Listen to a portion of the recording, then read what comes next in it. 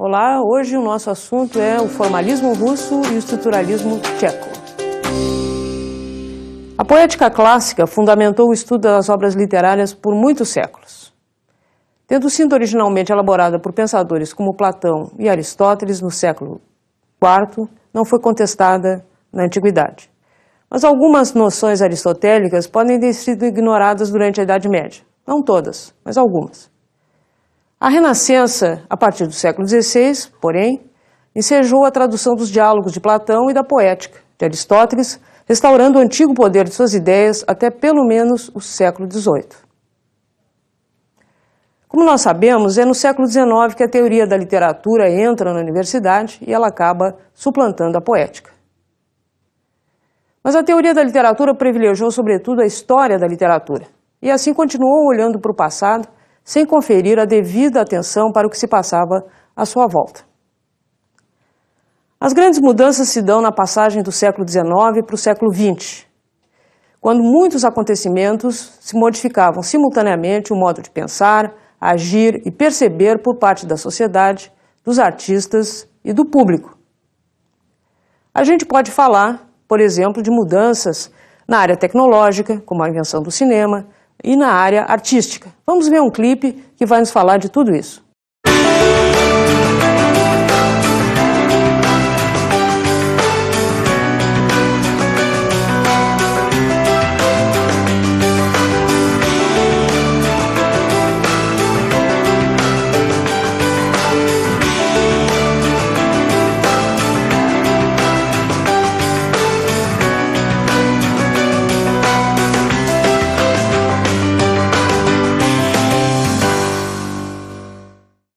Nas imagens que nós vimos, nós observamos mudanças de ordem tecnológica, porque o cinema, o rádio, o aparecimento inclusive dos meios de comunicação como o telefone, modificaram sensivelmente o modo de percepção das pessoas. As pessoas podiam se aproximar das outras por meio da tecnologia, não precisando vê-las necessariamente.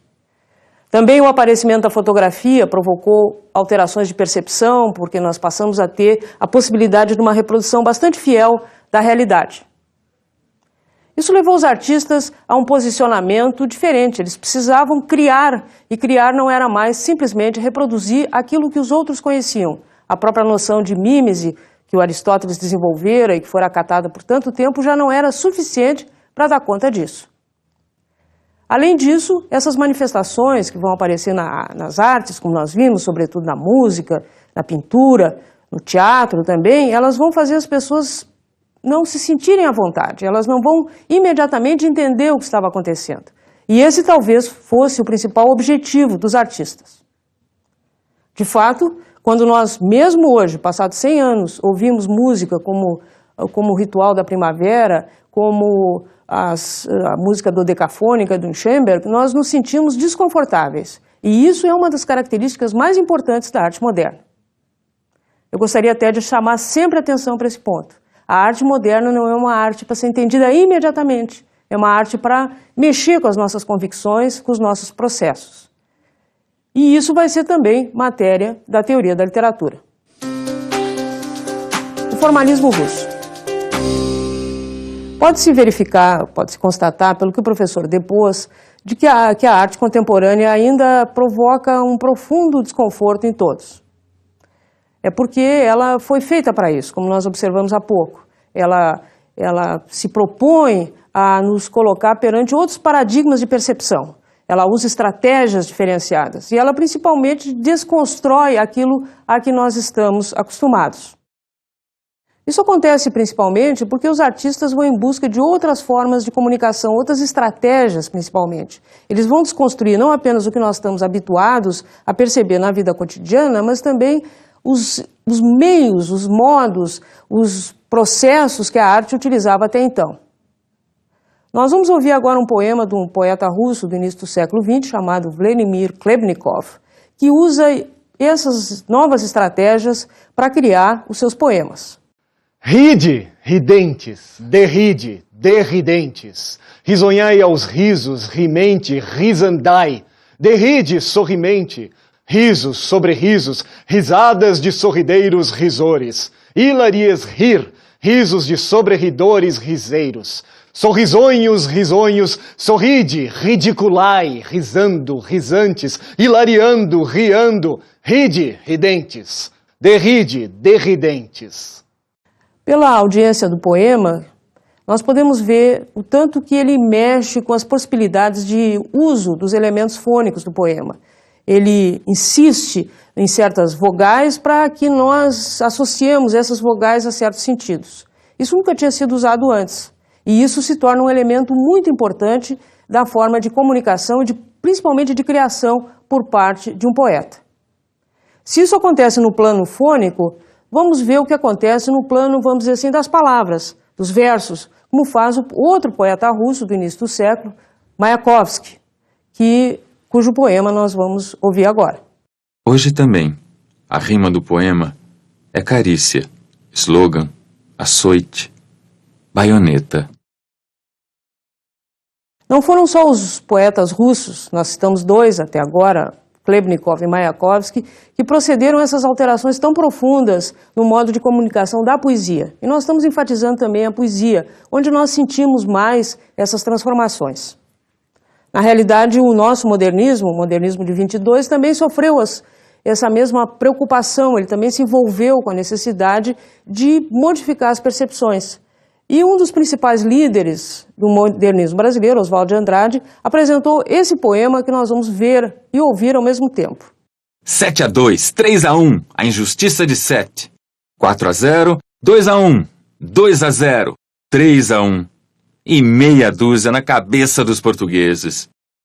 Em todos esses casos, tanto nos versos russos que nós ouvimos em português, quanto no escritor brasileiro, que escreveu também um curioso poema com placar de futebol, nós temos, ao mesmo tempo, dois processos, né? De um lado, nós temos uma aproximação muito grande com o cotidiano. É o caso do poema do Oswald, ele fala de um mundo que nós conhecemos facilmente. E, de outro lado, uma desconstrução, digamos, uma desmontagem do modo usual com o que nós estamos acostumados a ver a poesia. Nós podemos encontrar esses elementos no cotidiano, no resultado de futebol, por exemplo, mas nós não encontramos esse resultado usualmente traduzido em versos na literatura. Isso é um resultado, vamos dizer assim, é uma consequência daquilo que o modernismo, as vanguardas, o experimentalismo trouxe, contribuiu para a literatura. Acontece que até então a teoria da literatura meio que passava batido sobre esses assuntos, né? Quer dizer, ela estava preocupada com a história da literatura, com as normas vigentes, estava preocupada com a descrição das linguagens e não se estava suficientemente atenta no plano acadêmico, digamos assim, para o que a literatura ou a arte contemporânea fazia. Por isso vale a pena destacar o trabalho dos formalistas russos, porque eles foram os primeiros, dentro da história da teoria da literatura e dentro dos processos de reflexão sobre a literatura que nós temos no século XX, a se preocuparem com esse material. Quer dizer, ao invés de olhar para o passado, olhar para normas, eles olhavam para o que estava à sua volta. Eu vou historiar um pouquinho essa circunstância dos formalistas russos. Esses autores, há vários autores, nós vamos a seguir citar os seus nomes, eles eram jovens, eles foram contemporâneos de Mayakovsky e de Chlebnikov e atuavam também na universidade. Eles eram estudantes e depois foram seus primeiros professores. Há um grupo que atuou na Universidade de São Petersburgo e outro que atuou na Universidade de Moscou. Na época, São Petersburgo era uma cidade bastante importante na Rússia e hoje ainda é, mas nós ainda estamos na época anterior à Revolução de 1917, a Revolução Comunista. São Petersburgo era um grande centro universitário e também Moscou. Nesses dois centros, nesses dois locais, então grupos de estudantes, jovens e adeptos do futurismo começaram a refletir sobre a literatura, refletir sobretudo sobre a arte contemporânea que eles presenciavam. E qual é a primeira constatação que eles fazem? É que essa arte, ela ia para um lado, digamos assim, ela era matéria de produção, de criação, também no cinema, e a teoria da literatura, os estudos literários estavam pensando em outra coisa.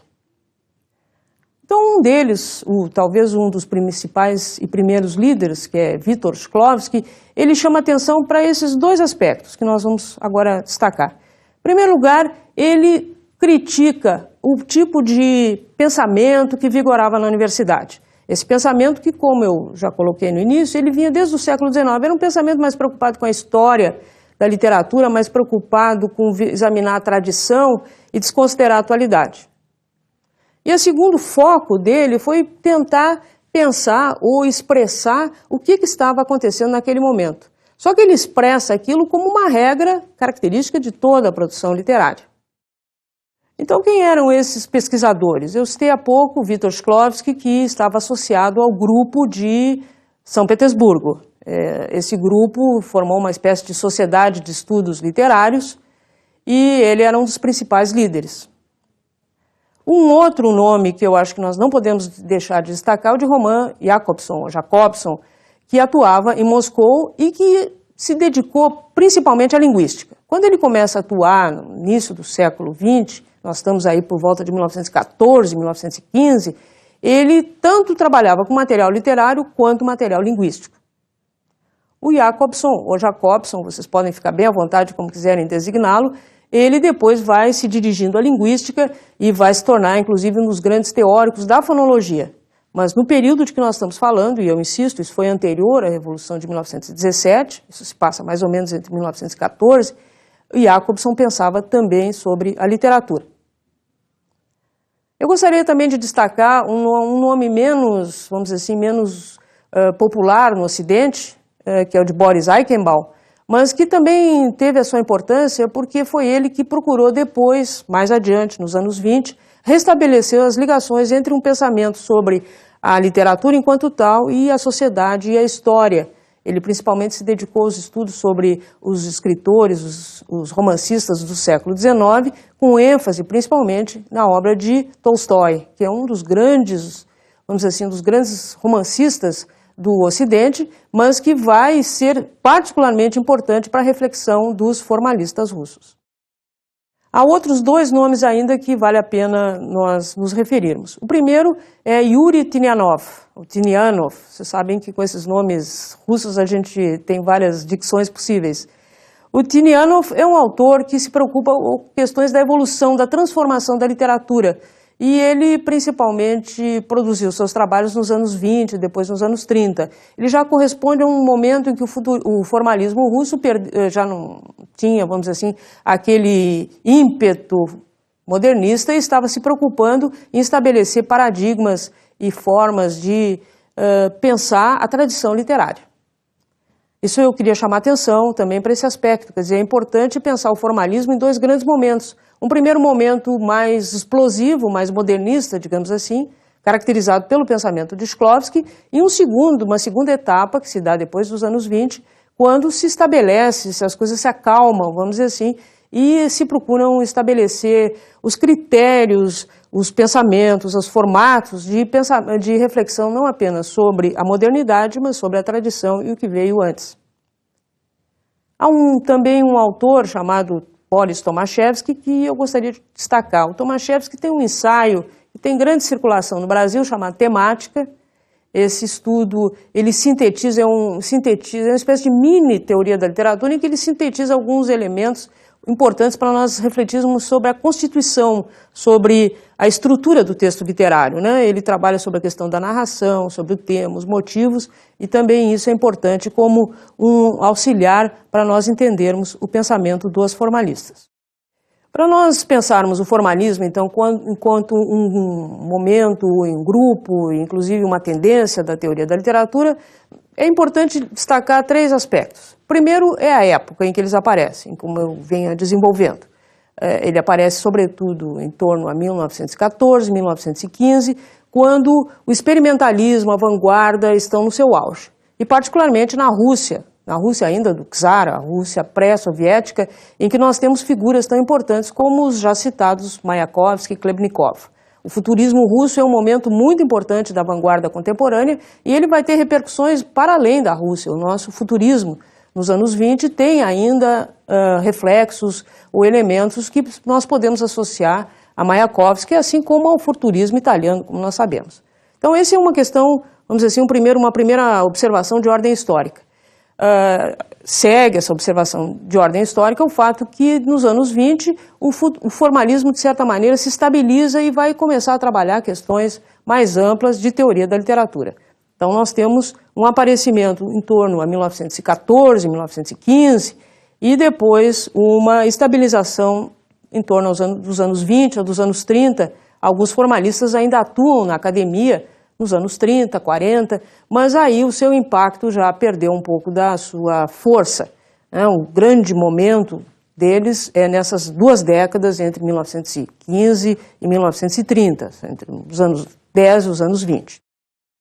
Também um segundo aspecto que eu quero deixar reforçado é a questão dos grandes nomes que esse grupo apresentou, quer dizer, o seu grupo, o seu conjunto de intelectuais que permite que nós falemos do formalismo como uma unidade, né? Quer dizer, não é o pensamento fulano ou o pensamento beltrano, mas é quase que uma escola. É um grupo que atua de uma forma relativamente coerente, unida e com bastante afinidade entre eles, né? Então, dentro desse grupo, nós destacamos os nomes de Shklovsky, Jacobson, Tinianov, Tomaszewski, Eichenbaum.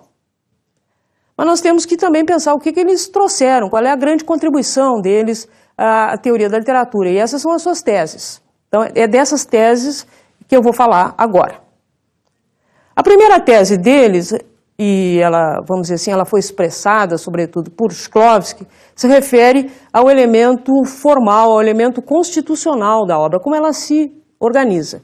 E aqui o Shklovsky fez, vamos dizer assim, estabeleceu uma espécie de formulação destacando o seguinte, né, que vai, inclusive, eu gostaria que vocês gravassem essa noção, porque essa noção é chave dentro do pensamento de Shklovsky. Ele, primeiramente, valoriza a construção da obra literária, dizendo que o que importa são os procedimentos, os processos, as estratégias que estão ali presentes. E, segundo, ele chama atenção para que a obra resulta dessa soma, dessa agregação entre esses procedimentos. Então, toda a obra resulta da soma desses procedimentos. A obra de arte, portanto, é a soma desses procedimentos. Procedimento, eu insisto, são os mecanismos, as estratégias que o poeta ou o escritor, de modo geral, o narrador usa para passar o seu recado, para criar a sua obra. E esses procedimentos são bastante variados. Da sua articulação surge o texto, o discurso literário que nós temos pela frente. Mas por que o escritor precisa se preocupar com esses procedimentos? Ao invés de se preocupar em transmitir uma mensagem, dar um recado, ele tem que se voltar ao texto propriamente dito. Por quê? Porque da soma desses procedimentos resulta a inovação que o texto apresenta. Um texto é novo porque ele apresenta algo que nós não conhecemos. Então é interessante essa noção, ela pode até parecer um tanto quanto batida, eu não acho que seja batida, mas de repente nós podemos já ter ouvido isso em outro lugar. Mas os formalistas foram os primeiros que chamaram a atenção para esse elemento fundamental. É que a obra de arte, ela deve causar algo estranho, ela deve provocar uma sensação de estranhamento, um resultado, um efeito de estranheza dentro do receptor ou dentro do destinatário ou no público em geral. Então nós temos uma relação, vamos dizer assim, que pode ser até vista num primeiro momento como mecânica, mas que resulta da formação, da formatação até do texto literário. O texto, ele usa os seus processos, os seus elementos, os seus recursos criativos para criar uma forma inovadora. E essa forma inovadora, ela de alguma forma nos choca, nos mobiliza de forma diferente. Vamos ver de novo o poema do Mayakovsky para vermos como isso funciona. Hoje também, a rima do poema é carícia, slogan, açoite, baioneta.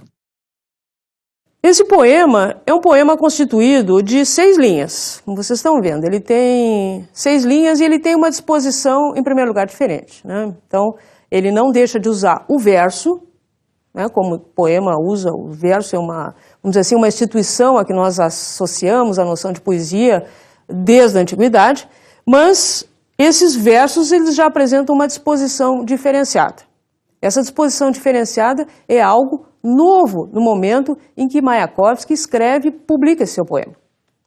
Se vocês olharem para trás na história da literatura, nós vamos ver que até o início do século XX, o poema tinha que apresentar versos dentro de uma certa medida. Versos de 10 sílabas, 12 sílabas, 7 sílabas, mas dificilmente o poeta podia se dar essa liberdade de romper com a unidade do verso, com o verso ser colocado, quer dizer, a palavra ser colocada em locais diferentes da folha em branco e ter um tamanho diferenciado, né?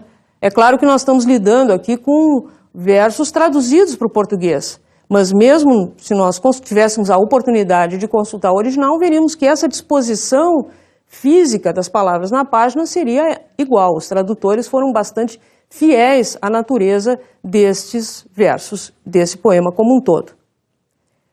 Um segundo elemento importante que nós temos que chamar atenção aqui é o fato de que nesses versos as sílabas são de tamanhos diferentes.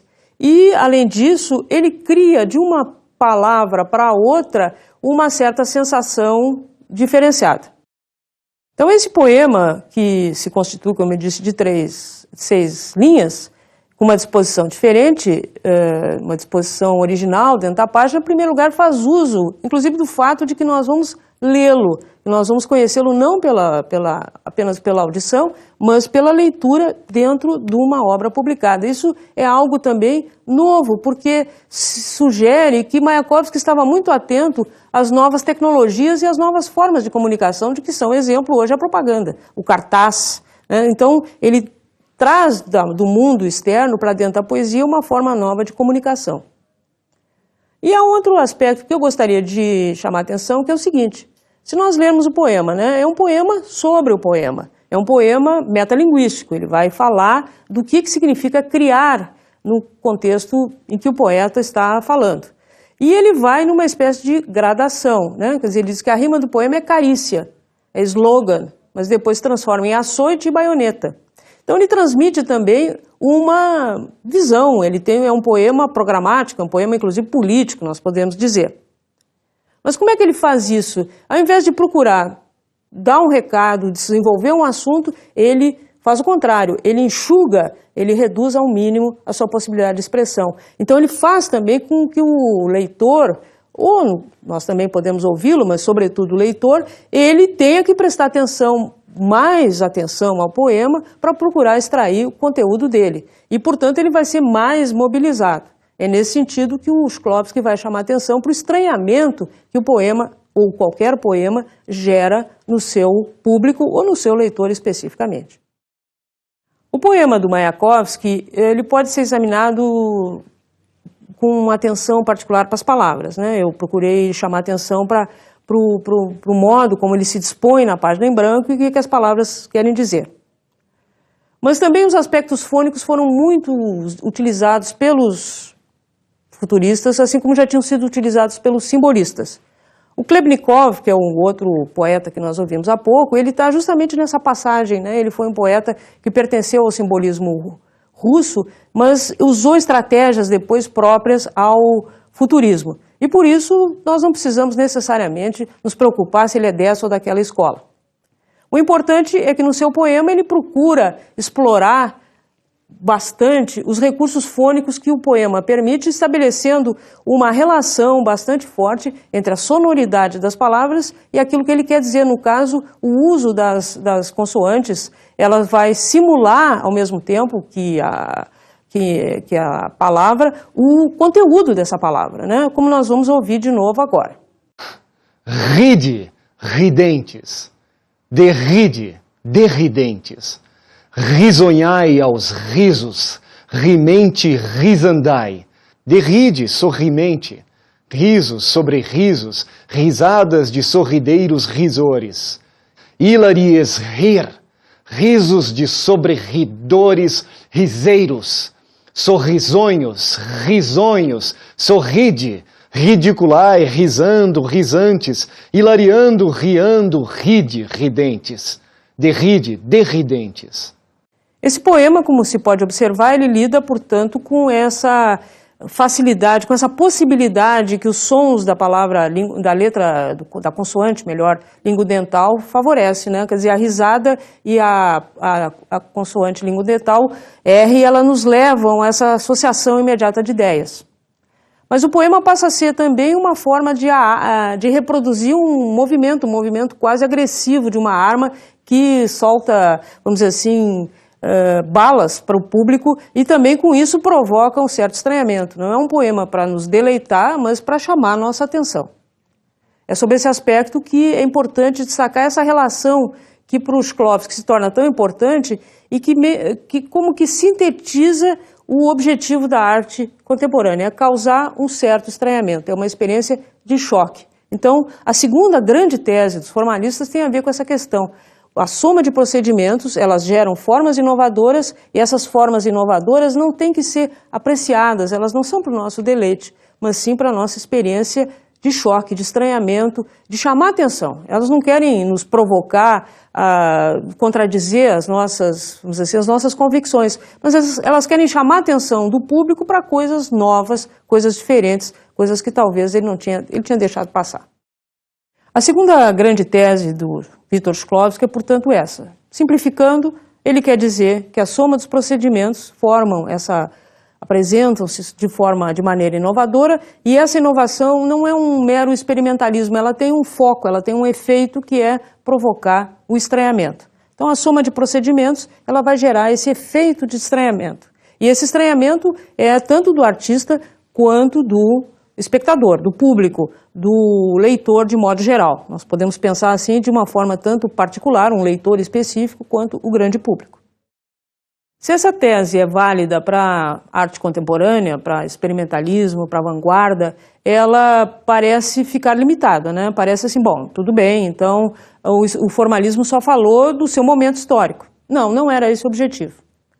Como eu me referi há pouco, o formalismo dispôs de um grande momento no início do século XX, no período em torno de 1915, 1918, até aí, em que ele explorou as suas principais teses, jogou, vamos dizer assim, as suas principais teses. Mas, a partir de então, ele começou a pensar a tradição literária. E o interessante é que os formalistas procuraram transpor ou transplantar a sua tese sobre a soma de procedimentos e a tese sobre estranhamento para a história da literatura, para a tradição literária. E, de fato, eles chamaram a atenção para a circunstância de que, ao longo da história, todas as grandes obras, de alguma maneira, provocaram essa mesma reação, esse mesmo efeito. Elas foram criadas para modificar as formas dominantes, aquilo que as pessoas estavam acostumadas. Nesse sentido, eles estudaram, por exemplo, o Don Quixote do Miguel de Cervantes, não mais preocupados com o que aquele romance tinha a dizer sobre um tipo de personagem ou sobre um ideal de cavalaria, mas sobretudo se referiram àquilo que ele trazia de novo para a história da literatura, para o gênero do romance. Então o Don Quixote é um romance que vai também lidar com elementos inovadores que os formalistas vão destacar. Nós podemos sair do exemplo do Don Quixote e puxar esse exemplo para a nossa literatura, como faz o Machado de Assis. O Machado de Assis escreveu em 1880, publicou em 1881, vocês vejam, bem antes dos formalistas, um romance chamado Memórias Póstumas de Brás Cubas. Acho que todos conhecem, é um romance clássico da nossa literatura e leitura fundamental na nossa formação. Num dos capítulos, por exemplo, o capítulo se chama O Velho Diálogo de Adão e Eva, ele, em vez de traduzir as palavras das personagens, ele põe apenas exclamações, interrogações e deixa para o leitor preencher as lacunas, né? O leitor vai saber que aquele diálogo simuladamente Adão e Eva, mas na realidade entre as personagens principais, o Brás Cubas e Virgília, tem todo um ritual amoroso que fica por conta da imaginação do leitor. Num outro capítulo, bem mais ao final do livro, se chama Por que não fui, de como não fui ministro de Estado, ele põe apenas linhas e linhas de pontinhos, de reticências. E também fica para o leitor imaginar que ele não foi ministro simplesmente por alguma razão, sem nenhuma importância, portanto não valia a pena explicar. Então vocês vejam que nesses dois capítulos, dentre tantos outros do livro, o Machado usa tal como fez Mayakovsky, recursos gráficos para expor aquilo que ele gostaria de que o leitor entendesse, né? É claro, ele não inventou isso. Isso vem também de um outro escritor que fez antes, Lawrence Stern, um escritor inglês, que também usa esses recursos gráficos. Mas é importante que tanto Machado, Stern e antes ainda o Cervantes com o Don Quixote, eles utilizaram elementos físicos do texto para provocar algum tipo de estranhamento no leitor. E é essa tese que os formalistas também abraçam, né? Quer dizer, eles também desenvolvem essa noção de que o efeito de estranhamento não é algo exclusivo da arte moderna. Na realidade, é uma propriedade de toda a arte e que a arte moderna explorou até um limite que foi possível nós falarmos a respeito disso. Cabe perguntar por que os formalistas também se preocuparam tanto com essa questão do estranhamento. Por que eles colocaram o estranhamento ou a soma de procedimentos como uma propriedade exclusiva da arte literária? Quer dizer, eles também se preocuparam em criar um espaço ou um conceito que falasse especificamente da literatura em relação àquilo que não é literatura. E aí nós temos uma terceira tese, que é muito importante para nós entendermos o pensamento dos formalistas e por que o formalismo integrou tanto teóricos da literatura, quer dizer, pessoas ligadas à reflexão sobre a literatura, quanto linguistas, como é o caso de Jacobson.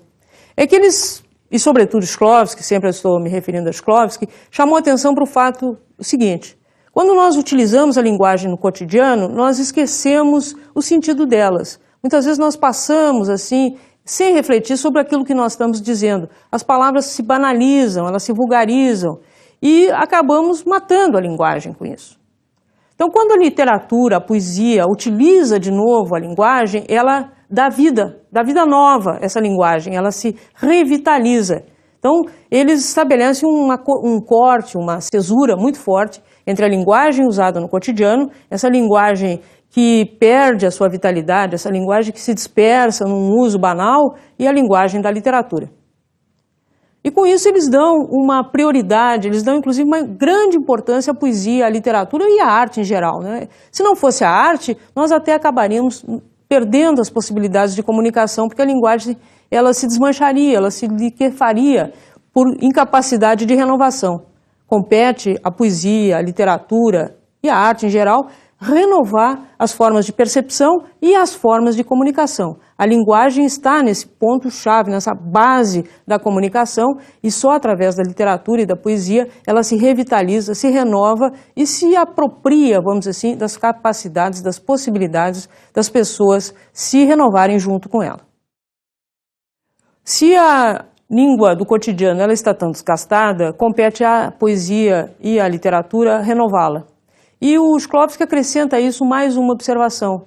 Na poesia, nós vemos as coisas como se fosse pela primeira vez.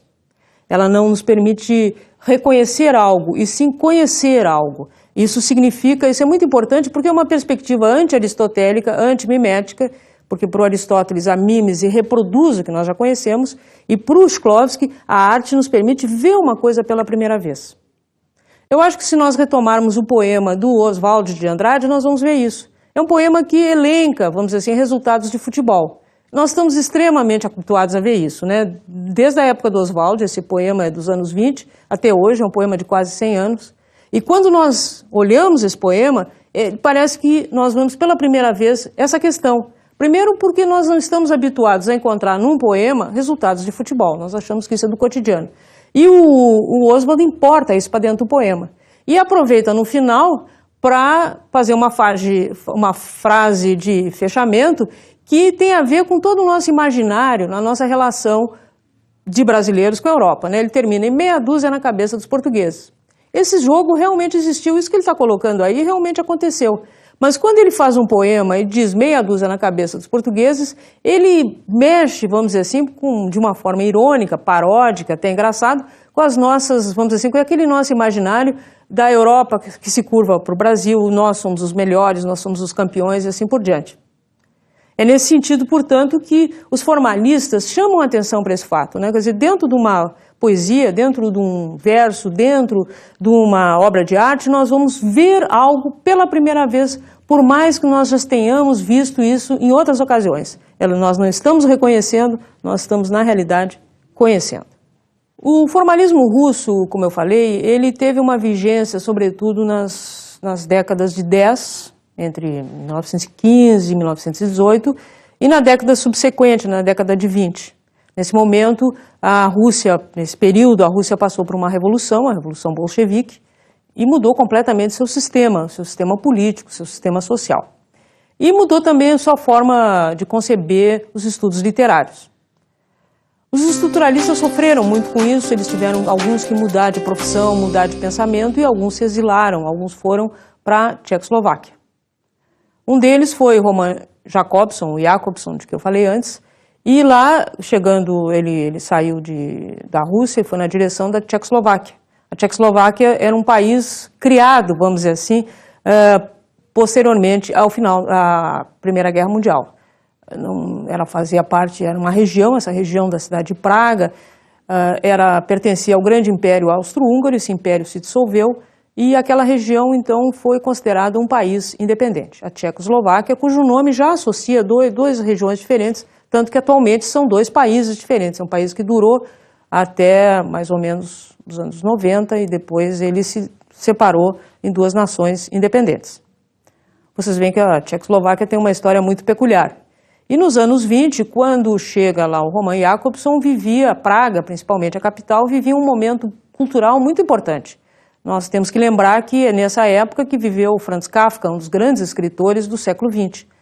Portanto, o Jakobson não chegou num lugar que era uma nação nova, mas onde nada tinha acontecido. Pelo contrário, era um grande centro universitário e cultural.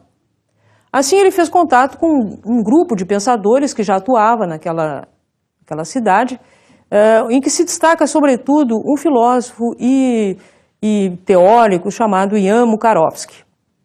O Jan Mukarovsky vai ser, vamos dizer assim, o mentor desse estruturalismo que vai surgir a partir daí e que vai desenvolver concepções que já estavam presentes no formalismo russo, mas dando algumas contribuições que vão desenvolver, que vão ampliar aquilo que no formalismo existe, mas que ainda apresenta alguns problemas. O primeiro conceito importante que o estruturalismo traz está no seu próprio título, né? É a noção de estrutura. E a noção de estrutura vai representar vamos dizer assim, uma superação da noção de forma, da noção de soma de procedimentos que estava implícito no pensamento de Shklovsky. Shklovsky acreditava, como eu disse, que a obra é uma soma de procedimentos, portanto ela tem uma constituição, uma forma de construir, um modo de ser construído um pouco inacabado, um pouco incompreensível. E o Shklovsky, com esse conceito, acabou tendo que ser questionado. Ele vai ser questionado por Mukarovsky, que vai pensar o seguinte: não, a obra é, na realidade, uma estrutura em que cada elemento tem uma parte no todo. E que se nós mexermos um elemento, se descompõe, se desconstrói toda a totalidade. A totalidade se desmancha, né? Ou toma outra estrutura. Então nós temos que pensar na noção de estrutura, vamos dizer assim, com uma relação profundamente articulada entre as partes, mas uma parte pode ser mexida. E quando uma parte é alterada, todo o resto se altera junto. Esse conceito ele é importante porque ele desenvolve, ele dá uma outra, vamos dizer assim, um outro horizonte para a noção de que falava Shklovsky. Portanto, não é preciso que o artista se preocupe com os procedimentos, todos os procedimentos que ele utilizar. Ele pode privilegiar um aspecto e, privilegiando aquele aspecto, ele cria uma forma nova. Esse é um conceito que passa, vamos dizer assim, a vigorar nos estudos literários e que não chega a ser questionado. Ele se mantém, o estruturalismo tcheco, depois ele vai ser retomado pelo estruturalismo francês nos anos 60 e não vai ser posto em questão o seu propósito, né? Essa noção de estrutura é uma noção que se consolida por mais tempo dentro dos estudos literários. Nós temos muito mais facilidade, ficamos muito mais à vontade de lidar com a noção de estrutura do que propriamente com a noção proposta pelo Shklovsky. Isso não quer dizer que ela não seja importante, porque foi na realidade ela que propiciou uma outra possibilidade de refletir de que Mukarovsky é representante. Outro conceito que os estruturalistas desenvolveram, e que, sobretudo, Shklovsky, provém da noção de estranhamento. O Shklovsky chamou atenção para o fato de que a obra ela provoca estranhamentos. Mas ele coloca isso como algo exclusivo da obra literária. O Mukarovsky pensa o seguinte: na realidade a obra, quando é produzida, ela tem como um horizonte, como algo pela frente, ela tem pela frente uma tradição, e essa tradição ela se caracteriza pelas normas, são normas estéticas, são normas poéticas, são normas ideológicas, inclusive normas sociais, normas éticas, normas religiosas. Existe toda uma série de convenções diante do qual a obra se depara. A obra tem pela frente todas essas convenções que fazem parte do funcionamento da sociedade. Só que quando a obra é produzida, ela pode simplesmente reforçar essas convenções, como ela pode desconstruir, ela pode vamos dizer assim, posicionar contra essas convenções. E esse é o aspecto inovador da obra. A obra será inovadora quando, diante dessas normas, ela apresentar algo diferenciado. O Mukarovsky procurou chamar atenção para essa relação que a obra vai estabelecer, enquanto criação e inovação diante das normas vigentes. Ele deu, vamos dizer assim, um caráter de norma, de regra vigorante a tudo que circulava na sociedade, quer dizer, se os gêneros literários, as formas de pensamento e assim por diante, ele alocou em tipos de normas diferenciadas. Mas o que ele procurou chamar a atenção foi que a obra não reproduz isso, ela não copia, ela não reproduz, ela não simplesmente faz mais uma vez aquilo que já existe. Na realidade, a obra, em algum momento, por alguma razão, em algum aspecto, ela contradiz aquilo que nós já conhecemos. Esse é o seu aspecto inovador e esse é o seu aspecto individual. A obra se individualiza quando ela apresenta algo desconhecido, algo diferente ou algo contraditório em relação àquilo que já existe, que já circula na sociedade. O interessante é que Mukarovsky chamou de valor, o valor estético da obra está justamente nesse elemento diferencial que ela apresenta. E isso me parece a grande contribuição desse autor. Ao invés de ele pensar o valor estético como algo sólido, estático, sempre igual, e colocado num conteúdo, o valor estético é tal coisa, ele colocou num elemento extremamente móvel, mutável e de difícil determinação. Quer dizer, o valor estético é aquele espaço que se estabelece entre aquilo que nós já conhecemos, aquilo que já existe, aquilo que circula e o que a obra apresenta.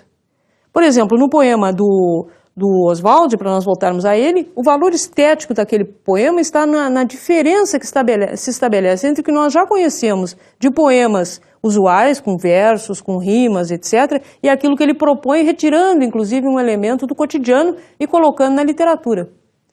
Num outro poema poderá ser outra coisa, outro processo através do qual o poeta contradiz algo que nós já conhecemos, algo ao qual nós já estamos habituados. Então, é por isso que o valor estético é sempre um elemento negativo. Ele nega algo conhecido para colocar algo novo, algo que depois poderá ser também negado. Então, a noção de valor não é uma noção essencial, uma noção absoluta, mas é uma noção básica dentro dos estudos literários. É uma noção que está sempre também em transformação. E essa me parece ser a grande contribuição do Mukarovsky, que trouxe, vamos dizer assim, um caráter relativista aos estudos literários, fora, vamos dizer assim, de uma tradição metafísica de ordem platônica, vamos dizer assim, que já existia vigorando tanto no campo dos estudos literários voltados para a história da literatura, quanto em outros campos da estética que vinha desde o século XVIII. Então, ele estabelece uma noção de valor estético em que nós temos que sempre examinar, diante de cada obra, como é que ele se dá. O valor estético, eu insisto, não é algo previamente fixado, mas algo que nós identificamos a cada obra. Além disso, ele dá àquela obra a sua identidade.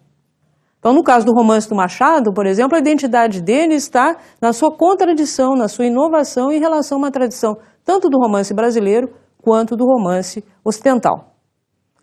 A lição dos estruturalistas, dando sequência à lição dos formalistas, é muito importante para a teoria da literatura e eu acho que nós devemos valorizá-la também por causa disso.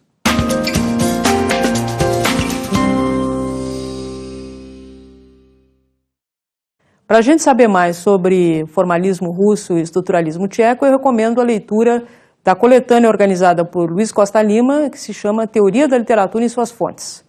Foi publicada pela livraria Francisco Alves em 2 volumes. Essa obra é uma coletânea de alta qualidade e traz os melhores textos desses autores que eu citei até agora. Uma boa leitura e uns bons estudos a respeito.